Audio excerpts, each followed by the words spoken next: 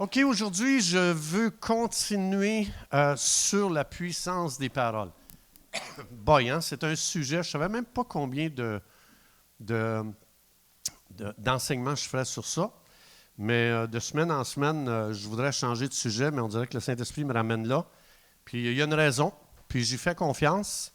Je lui demande de me diriger, de me guider. Alors j'ai confiance que des gens aujourd'hui vont vivre une délivrance dans le nom de Jésus, que des gens vont être restaurés, renouvelés dans leur intelligence et qui vont être libérés complètement. Et j'appelle toute chaîne dans le nom de Jésus d'être brisée à cause de la croix, le chef-d'œuvre que Jésus a accompli à la croix, dans le nom de Jésus. Amen.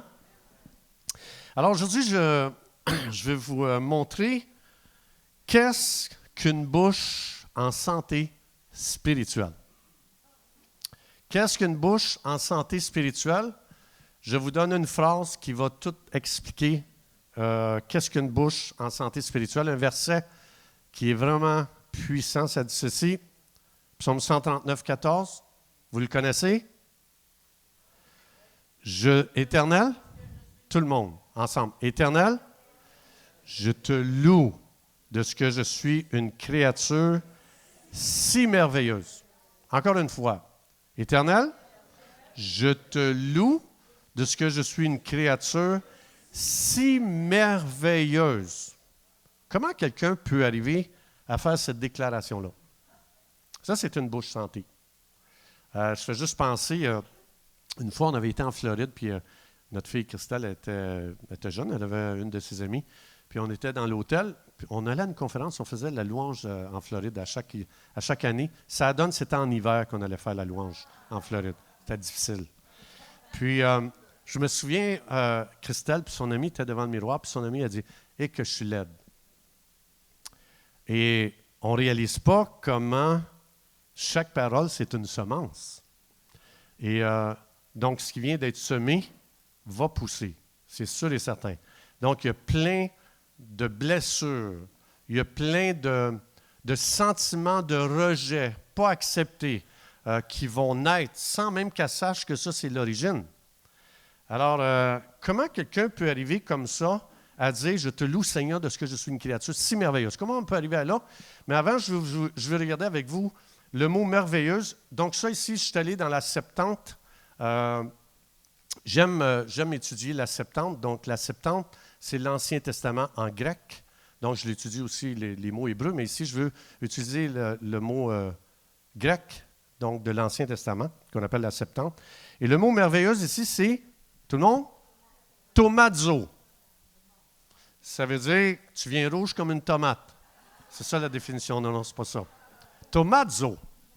Ce que ça veut dire ceci, un émerveillement provoqué par un miracle. Ça veut dire, c'est pas juste, je te loue de ce que je suis une créature merveilleuse. Non, ça veut dire, là, je suis dépassé, là. Ça dépasse, c'est pas naturel, c'est même pas humain. C'est quelque chose qui m'étonne, dépasser tout ce que j'aurais pu penser et imaginer.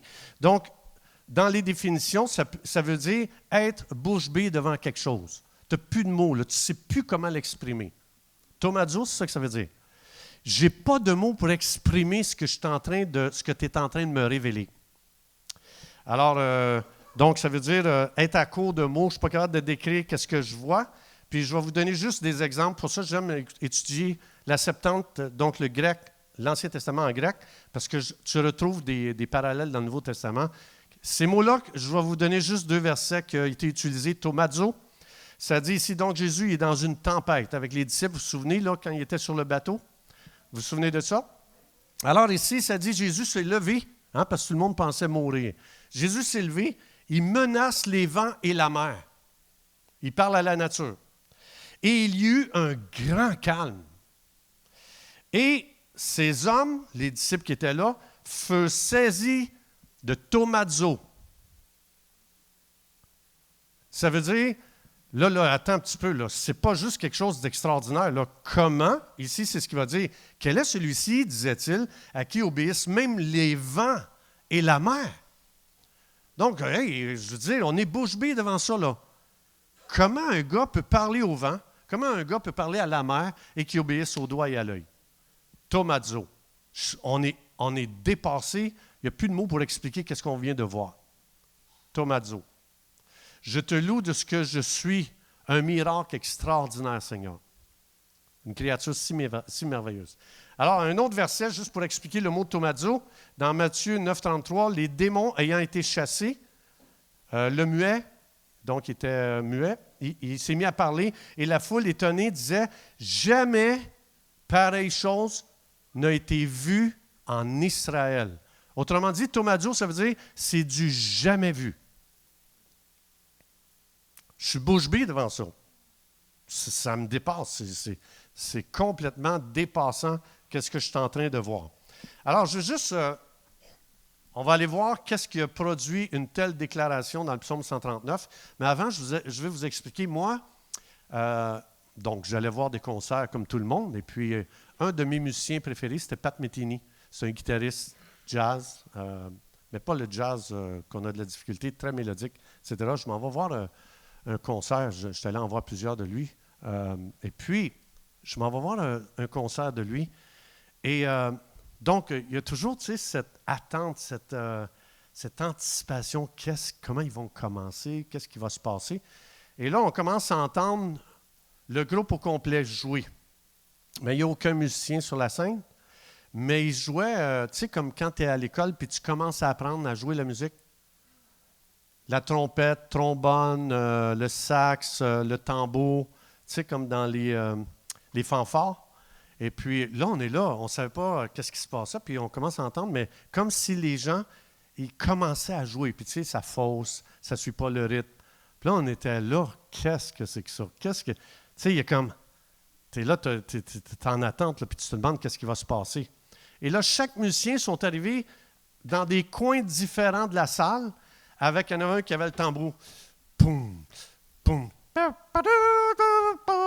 Puis là, tu commences à entendre. Hey, on était comme, aïe, aïe. On a tous été pris en surprise. Tout le monde était comme bouche bée. On était comme, c'est quoi ça, cette affaire-là? Et le plus difficile pour des musiciens professionnels à leur niveau, de niveau international, de fausser et de ne pas suivre le rythme. Tu as travaillé toute ta vie à ne pas fausser, tu as travaillé toute ta vie à suivre le rythme. Donc, pour eux autres, il était en train de démontrer qu'ils faisaient quelque chose qui était contre leur nature, parce que c'était devenu une seconde nature pour eux autres d'être très juste, d'être très timé. Et puis, quand tu vois un concert comme ça, tu vois tout ça, là, toute la foule était éclipsée, puis tout le monde avait les yeux sur qui? Sur les artistes, les musiciens. Donc, tu oublies tout. Tu oublies absolument tout. Puis tu vois, là, les musiciens, après ça, ben là, sont allés chacun à leur place. Puis il y a tout un silence dans la salle. Personne ne parle. Je ne sais pas si vous êtes déjà allé dans des concerts de classiques, mais tu sais, ils doivent jouer très doux. Puis là, ils augmentent. Mais tu entendrais une mouche voler, là. Et tout le focus est là, tu sais, en avant, sur les artistes. Et si jamais, moi je me souviens des fois, il y a des gens qui se mettaient à parler, ils parlaient fort, puis tu sais, les gens un peu réchauffés, là, tu sais, quand tu vas dans des endroits, tu peux prendre une bière. Puis là, il y en a un moment donné, tu sais, puis là, on est obligé de dire, chut, tu me déconcentres, right?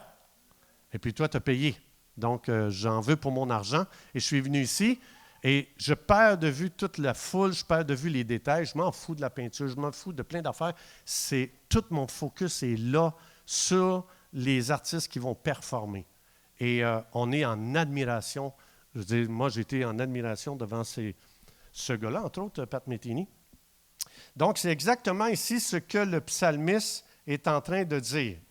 Alors, on va regarder comment est-ce qu'il en est arrivé là, OK? Tout ce que vous allez voir en rouge, c'est vous qui le dites. OK? Moi, je lis la phrase et vous prononcez seulement, pour ceux qui ont leurs lunettes. Oui, tout le monde voit? Voyez-vous? Non?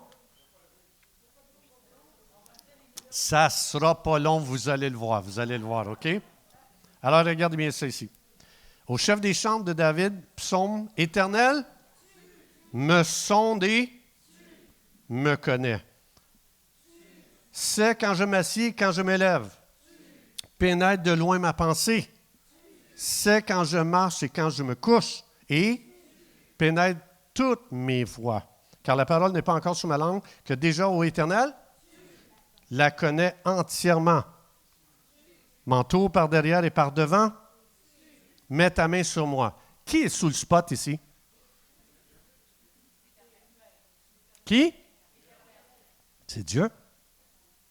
Dieu est sous le spot, continuellement, continuellement.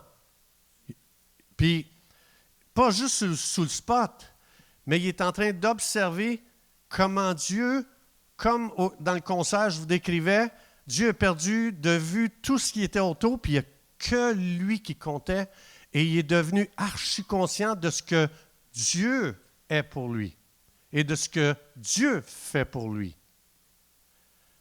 Alors, ça veut dire, le spot est là comme les artistes, on met toujours le spot sur l'artiste, la salle est complètement noire. Ici, c'est exactement ce que le Saint-Esprit est en train de montrer. Il n'y a que Dieu qui est à l'œuvre envers toi. Autrement dit, depuis quand que, je veux dire, tu sais, quand tu t'assois, tu te lèves, il me semble que c'est banal. Pas pour Dieu. Si je regardais mon guitariste et il ferait quelque chose de banal, il ne serait pas extraordinaire, il n'y aurait pas mon attention. Et le focus ne serait pas sur lui. Ici, le Saint-Esprit est en train de révéler ce que Dieu pense de toi et ce que Dieu fait envers toi. Pour Dieu, quand le Saint-Esprit vient te révéler qui Dieu est pour toi, tu n'es pas un parmi tant d'autres, tu es l'unique focus de Dieu sur terre. Ça, c'est le Saint-Esprit qui t'amène là. Alors, regardez bien, on va continuer, puis vous allez voir, ici quand je marche, ici quand je me couche. Il me semble que c'est inutile de savoir ça. Pour moi. Pour vous. Je me lève demain. Chérie, je sais que tu t'es couché hier. Chérie, je sais que tu t'es levé un matin. Elle dirait, as-tu des meilleures conversations que ça, peut-être? As-tu besoin d'un café pour te réveiller, pour réveiller toute la romance en toi, pour qu'il y ait d'autres paroles que des paroles banales? Tout ce que tu lis, ça semble banal. Mais ce que le Saint-Esprit veut montrer, tu n'as aucune idée comment Dieu t'observe continuellement, comment il pense à toi continuellement, comment il voit que toi et comment il te voit d'une façon extraordinaire au point que tu as toute son attention. Mais c'est Dieu qui est sous le spot. Puis c'est Dieu envers moi qui fait qu'il en arrive à une déclaration, dire, je suis obligé de dire, je suis une créature merveilleuse. Parce que le spot, c'est Dieu qui est sous le spot. C'est ce que Dieu fait pour moi. Regarde, on va continuer encore, regardez bien. Une science aussi merveilleuse est au-dessus de ma portée, elle est trop grande pour que je puisse la saisir. Où irais-je loin de un esprit? Où fuirais-je loin de? C'est encore lui qui est sous le spot. Si je monte aux cieux, encore lui sous le spot. Si je me couche au séjour des morts, t'y voilà. Si je prends les ailes de l'aurore et que j'aille habiter à l'extrémité de la mer, là aussi, me conduira.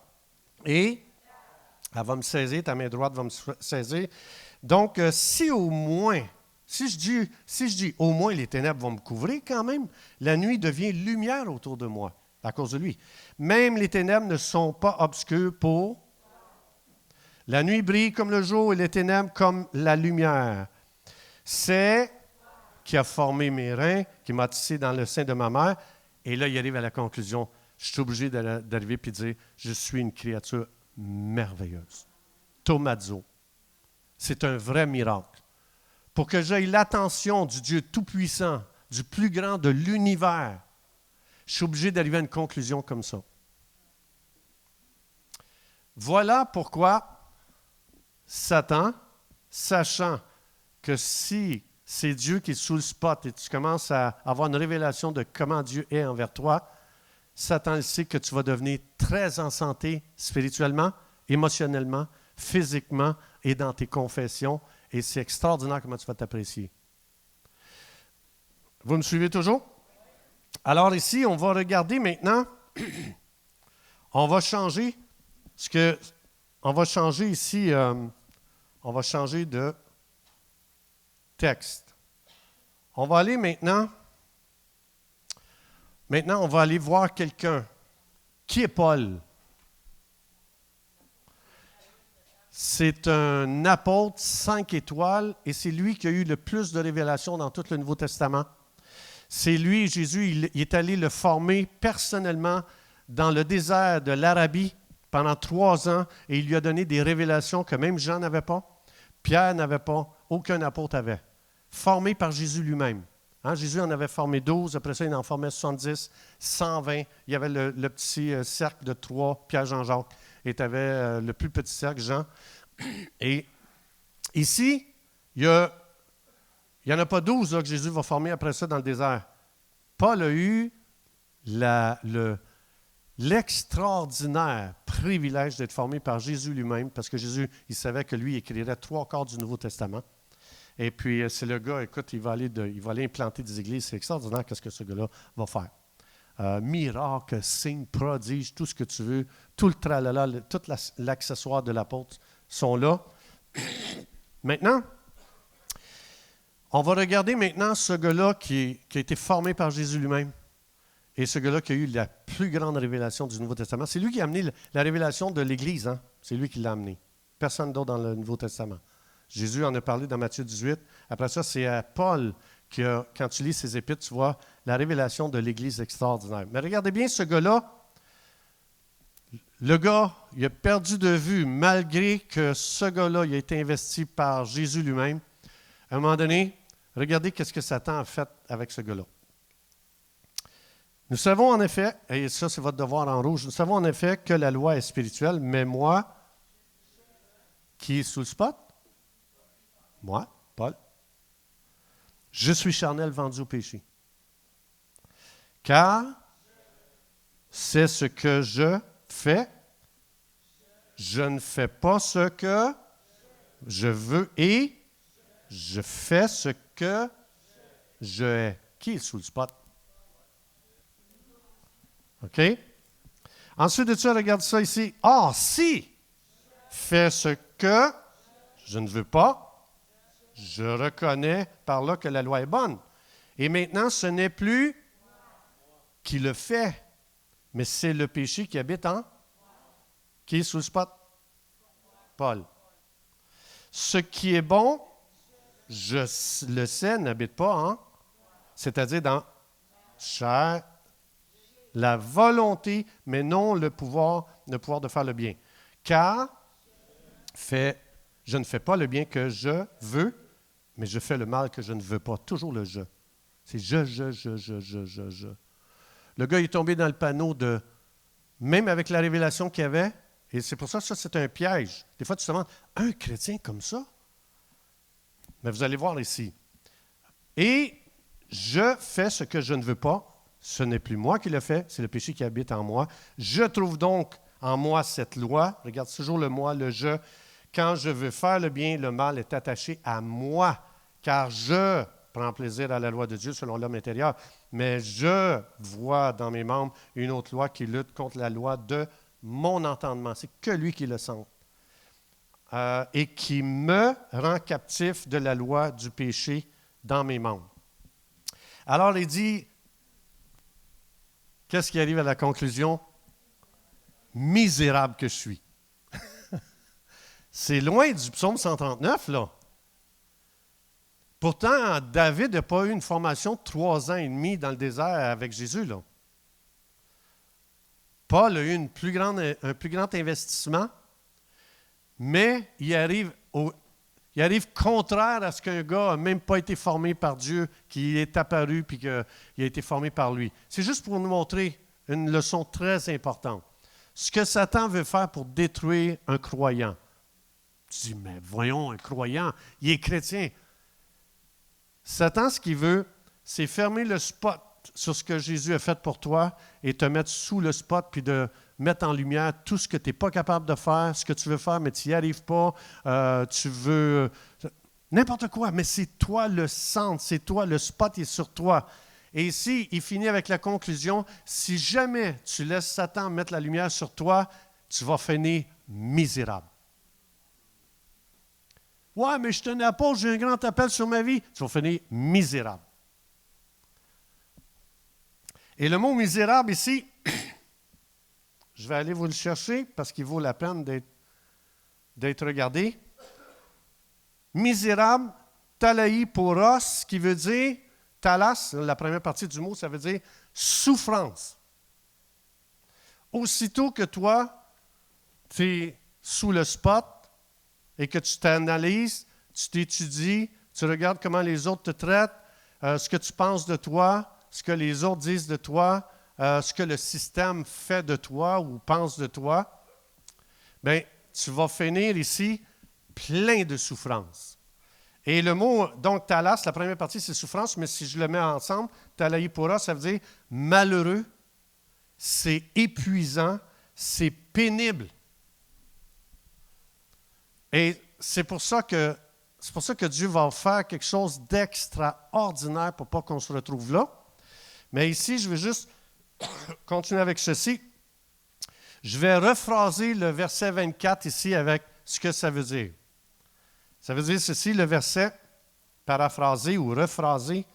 Plus tu te regardes à toi-même, sans considérer ce que Jésus a fait pour toi et ce qu'il est pour toi, plus tu souffriras, plus tu t'épuiseras, plus tu seras malheureux et plus ce sera pénible pour toi de regarder à toi-même en dehors de Jésus. Jésus n'est pas là dans tout ce qu'il a mentionné. C'est toujours « je me moi ». Donc, c'est comme ça que Satan arrive à briser des croyants qui perdent leur joie, comme les chants qu'on chante. La raison pourquoi je chante comme ça, c'est que je ne me suis pas regardé avant de venir ici. Je regardais à ce que Dieu est pour moi, ce qu'il fait pour moi. Je regardais à Tomazo. Wow, je suis émerveillé, Seigneur. Et c'est sûr, aujourd'hui, Seigneur, c'est de mon cœur que je vais chanter à cause de qui tu es pour moi. Donc, des fois, j'ai vu des gens qui arrivaient avec leur guitare en avant. Pauvre de moi, je suis un pécheur. Et il avait complètement oublié, lui, qui était un saint. Il se voyait en dehors de l'œuvre de Jésus et dans sa louange, ça paraissait. Ah, vous savez, hein, on est tous des pécheurs. Hein? Merci Seigneur de ce que tu nous pardonnes. Non, tu n'es pas un pécheur, tu es un saint. Tu as échoué, mais tu es un saint. Tu es un saint qui a juste tombé et échoué. Et ça dit, confesse tes péchés, relève-toi. Tu es lavé de tout péché, tu es purifié de toute iniquité, tu es purifié de la source de ce qui t'a fait pécher. C'est ça que ça veut dire. Alors tout ça, c'est pour ça que Dieu a fait quelque chose d'extraordinaire, sachant que si vous et moi, on devient sous le spot, je veux dire, tu as beau être le croyant que tu veux, les dons spirituels que tu veux, le ministère extraordinaire international, ça c'est le piège de l'ennemi, de commencer à t'analyser, étudier. Tu sais, comme des fois, je vois des gens qui disent, là, il faut que je travaille là, sur là ce que je suis faible dans ma vie. Bien, tu vas manger une méchante volée. On ne travaille pas à nos faiblesses. Dieu, ce qu'il a fait dans Romains 6, il dit, je te crucifie avec mon fils, je t'enterre avec mon fils, et tu es mort. Galates 2:20, qui connaît le verset? Ce n'est plus moi qui vis, c'est Jésus qui vit en moi. Alors, mets-moi pas sur le spot, je ne vis plus. C'est comme ça que Dieu nous a protégés. Mais Satan, qu'est-ce qu'il fait? Il s'en vient avec une pelle. Il s'en va dans le cimetière de Dieu. Et il déterre Régent. Il le déterre. Et il sort un squelette et dit, « Là, j'ai bien des choses à te reprocher. » Ah ouais? Depuis quand on va accuser un mort? Depuis quand tu reproches quelque chose à un mort?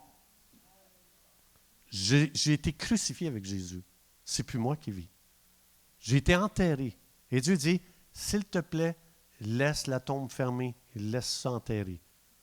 Ce que je veux dire par là, c'est, il y a deux façons de se connaître. Deux façons. La première, c'est de me connaître. C'est que je commence à m'analyser, je commence à examiner ma vie, je me regarde, c'est où je suis faible, c'est où je tombe, c'est où je réussis, c'est où je persévère, c'est quoi mes dons, c'est quoi mon appel, je suis qui moi, là, puis là, tu sais, mais je ne considère rien de ce que Dieu est et fait pour moi. Je m'analyse juste moi-même sans considérer qui Dieu est pour moi. Et, ou le système, hein, ce que moi je pense de moi, ou ce que les autres pensent de moi.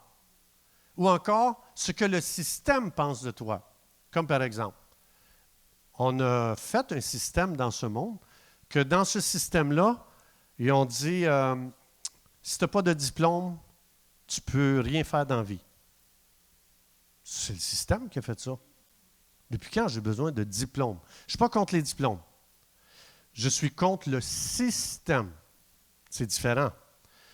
Dans le système qu'ils ont établi, des gens qui sont très, très loin de Dieu, donc, ces gens-là, ils ont mis en place un système et quand ils te diplôment dans le système d'éducation dans lequel les autres ont structuré et établi, quand tu reçois un diplôme, ça veut dire la programmation a réussi. Je ne suis pas contre les diplômes. Je suis pour les diplômes. Je suis contre le système qui donne des diplômes basés sur de la fausse information qui a été donnée la majorité du temps. Donc, l'idée, c'est que j'honore les gens qui ont des diplômes. Hein, en passant, je ne suis pas contre ça. Il faut comprendre. Si le système était bon et qu'on donnait des diplômes, le diplôme vaudrait quelque chose de très différent. Hein, vous le voyez, en 2020, qu'est-ce qui est arrivé? Les gens qui avaient des diplômes, est-ce que se sont levés quand ils ont vu quelque chose qui n'était pas correct? Alors, l'idée, c'est que je suis pour les diplômes, mais quand le système il est basé sur Dieu, ça vaut la peine. Hein? Si tu dis, tu veux te trouver un travail, as-tu un diplôme? Non. Je ne veux rien savoir. Au lieu de dire, on va t'analyser, moi, le meilleur musicien au monde, j'ai joué avec. Le meilleur musicien au monde n'a aucun diplôme, il ne sait même pas lire la musique. Il dit, là, je joue un do. C'est quoi ça, un do? Il ne connaît rien. C'est zéro puis une barre. Lui, là, il ne passe pas le test du tout. Pourtant, c'est le meilleur au monde. Mais il est où ton diplôme? On n'est pas capable de sortir du système, de dire, hey, lui, il est plus qualifié que n'importe qui ici qui a eu des diplômes. Hein? On a tous un bac bleu, un bac vert, un bac brun. Vous savez, on est tous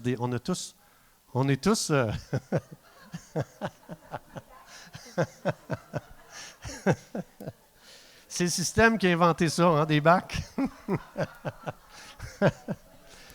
Mais l'idée, c'est que c'est ce que Satan veut faire. Satan veut dire, tu es quelqu'un, toi, avec tes diplômes. Pas vrai. Moi, je ne suis jamais impressionné par aucun diplôme de ce monde. Aucun. Je suis impressionné de voir comment quelqu'un a une révélation de qui Dieu est pour lui ou pour elle. Là, je suis impressionné. Parce que ça, ce que ça veut dire, ce n'est pas un diplôme qui t'a amené à cette conclusion-là, c'est le ministère du Saint-Esprit qui t'a révélé tout ce que Dieu est et fait pour toi. Et donc, si le système avait été bien bâti, on aurait dit, bien regarde, quand quelqu'un veut s'en aller dans tel domaine, assieds-toi, évalue ses habiletés, évalue ses habiletés ou sa compréhension de ce domaine-là et évalue-le basé sur, même si je n'ai pas de diplôme, mais après, si vraiment tu vois qu'il y a les habiletés, il y a les qualificatifs, donne-lui un diplôme. Mais non, on ne veut pas faire ça parce que tu n'as pas été programmé. Et c'est ça qu'ils n'aiment pas. Alors, tout ça pour dire que voilà ce qui fait que j'arrive à avoir une bouche en santé. Donc, il faut refuser même de dire « Ah, moi, je n'ai pas de diplôme, je ne suis rien, je ne réussirai pas dans la vie. » Faux. Faux, absolument faux, absolument faux. Moi, l'histoire de ma vie, Dieu n'a jamais voulu que je passe par un chemin normal pour arriver là où je suis. Jamais.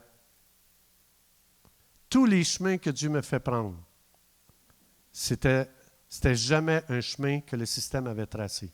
Depuis que j'étais jeune. Avant même que je sois dans le ministère. Même dans mon travail, Dieu ne voulait pas que je prenne le chemin que les autres avaient suivi. Et donc, j'ai pris un chemin détourné. Et après, c'est les gens de l'université qui s'en venaient me voir pour que je les enseigne. Et la confession de ces gens-là, c'est « J'ai appris plus avec toi en 6 semaines que 3 ans à l'université. Comment tu peux arriver à ça? Même chose, je vais juste vous donner un témoignage, OK? Le pasteur qui était avant moi ici, il a décidé, avant de partir pour la France, il a décidé de mettre cette église-là ici sous un ministère international aux États-Unis, à Baltimore. Et j'ai dit à Dieu, donc, moi, je n'avais pas les diplômes, c'était tous des gens diplômés, ces gens-là. Et puis moi, je n'avais pas les diplômes qu'eux autres avaient. Et puis c'était vraiment impressionnant parce qu'il y avait un collège biblique assez solide, puis il était dans 220 pays. Tu avais des milliers de pasteurs qui venaient là. Et puis, j'étais dans mon sous-sol chez nous, à Bedford. J'étais dans mon sous-sol à genoux. Et puis, Dieu m'avait appelé au ministère. Et puis, je réponds, comme ça. Et je dis à Dieu, je dis, je ne ferai aucun effort pour être connu par la tête de ce ministère-là international. Je veux que tu me montres comment tu vas t'y prendre pour m'amener assis à côté de lui. J'aurais jamais pensé que ça allait été ce chemin-là. Mais en tout cas, juste pour vous faire une histoire courte, j'ai été convoqué à aller là-bas. En tout cas, c'est toute une histoire bizarre, là. J'ai été convoqué à aller là-bas. J'arrive là-bas, et sur le site, c'est gros, l'église et le collège biblique, là-bas, là, c'est un centre d'achat au complet, comme le centre d'achat à Granby, là. C'est à peu près grand comme ça, là. Mais tout ça, c'est le ministère qui est là. Et j'arrive là, puis... j'arrive là, puis là, on dit... Tout le monde m'appelait « Hey, Pasteur Morrison! » Qui le connaît ici, Pasteur Morrison? J'arrive là-bas « Hey, Pasteur Morrison! » Moi, je suis comme... C'est qui, lui? Fait que tout le monde m'appelait comme ça. Fait que là, on me fait venir dans le bureau de la tête du ministère. Comme ça, là, du jour au lendemain. J'arrive dans son bureau. « Ah ben tabarouette, tu ressembles 2 gouttes d'eau à mon meilleur ami! » Fait que là, j'étais comme, c'est qui ton meilleur ami? Il dit, c'est Pasteur Morrison! Et à cause de ça, chaque fois que j'allais là-bas, il me faisait venir dans son bureau. Pas juste dans son bureau. Sur le stage, vous vous en souvenez, sur le stage, là, lui était là, puis il y avait je ne sais pas combien de pasteurs juste à côté de lui, juste à droite. Et moi, j'étais le dernier arrivé de la gang. J'étais le dernier. Je m'assoyais toujours sur le stage. Il y avait peut-être 50 chaises qui étaient là. C'était 50 pasteurs des pays différents ou peu importe. Et moi, je m'assoyais toujours en arrière. Et lui, il se levait comme ça. Il me cherchait. Tu viens t'asseoir à côté de moi. Et là, ça n'a jamais été un chemin normal. Je n'ai pas passé par son collège biblique. Ce n'est pas parce que j'ai eu des diplômes. J'ai étudié après. Mais je dis, ce n'est pas les diplômes qui m'ont amené là. C'est la main de Dieu qui me montrait, je vais te montrer ce que je peux faire sans diplôme. On va te diplômer après, par exemple.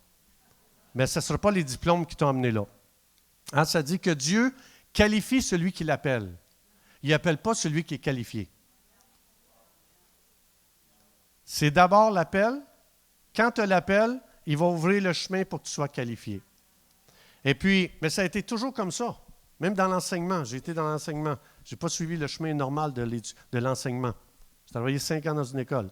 Orthopédagogie, classe d'accueil, classe de francisation. Je n'ai jamais suivi le chemin normal. Et ça a toujours été comme ça dans ma vie. Toujours, toujours, toujours.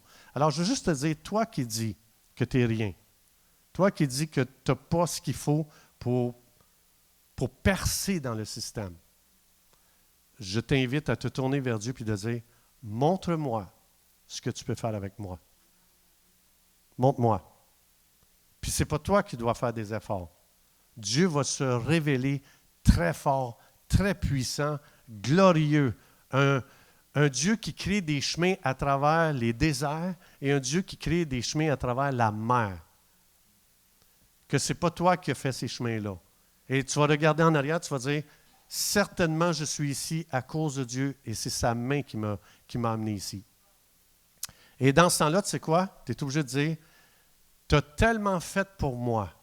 Je ne mérite tellement pas là ce que je suis aujourd'hui que Seigneur, je te loue et je te bénis de ce que je suis une créature si merveilleuse. J'en reviens pas comment tu avais les yeux sur moi, comment tu as ouvert des chemins qui étaient impossibles. Tu as ouvert des portes que personne n'était capable de fermer et tu as fermé des portes que personne n'était capable d'ouvrir. Alors, Seigneur, je te loue de ce que je suis une créature si merveilleuse. Amen? Ça, c'est notre Dieu et c'est comme ça qu'on vient avec une bouche en santé. J'inviterai les musiciens. On va terminer avec un chant qui va exactement avec le message. Mais je veux juste dire aujourd'hui, je viens briser dans le nom de Jésus toute parole que toi te dites sur ta vie, que tu n'es rien, que tu n'es pas quelqu'un d'important, tu n'es pas quelqu'un d'une grande valeur, tu n'es pas quelqu'un qui a accepté. Je viens briser dans le nom de Jésus toute parole qui a été dite dans ta vie, sur ta vie. Même par le système, je brise dans le nom de Jésus, dans l'esprit, toute parole qui n'est pas conforme à ce que, qui est pas conforme à ce que tu es une créature si merveilleuse. Et c'est comme ça que Dieu veut qu'on parle sur nos vies. Mais pour ça, il faut voir ce que Dieu est, ce que Dieu fait pour nos vies. Alors, c'est ce qui fait la différence. Alors, je délie les révélations données par le Saint-Esprit sur ta vie pour que ta bouche devienne en santé, que ta bouche devienne glorieuse dans toutes tes confessions, dans toutes tes déclarations, dans toute parole que tu relâches sur ta vie. Je décrète dans le nom de Jésus un shift. Un shift. Et on se repent, Seigneur, pour toute parole qu'on a dite qui n'est pas conforme à qui tu es et ce que tu fais pour nous. On les annule, on appelle le sang de Jésus à effacer toutes ces paroles qu'on a pu dire. Et toutes les paroles aussi qu'on a entendues, on appelle le sang de Jésus pour complètement effacer ça et purifier toute iniquité. Qui est d'accord? Et on appelle les paroles et les révélations du Saint-Esprit qui viennent, qui va faire qu'on va commencer à avoir une bouche qui va déclarer « Wow, je suis une créature merveilleuse ». Et si jamais quelqu'un t'insulte, t'abaisse, tu dis dans ta tête, « J'ai jamais vu quelqu'un d'aussi aveugle. J'ai jamais vu quelqu'un d'aussi aveugle qui ne voit pas que je suis une créature si merveilleuse. » Et après, ce que tu fais, tu lis l'esprit d'aveuglement dans la vie de cette personne-là. Et tu dis, au nom de Jésus, j'appelle le Saint-Esprit à te révéler comment je suis une créature si merveilleuse.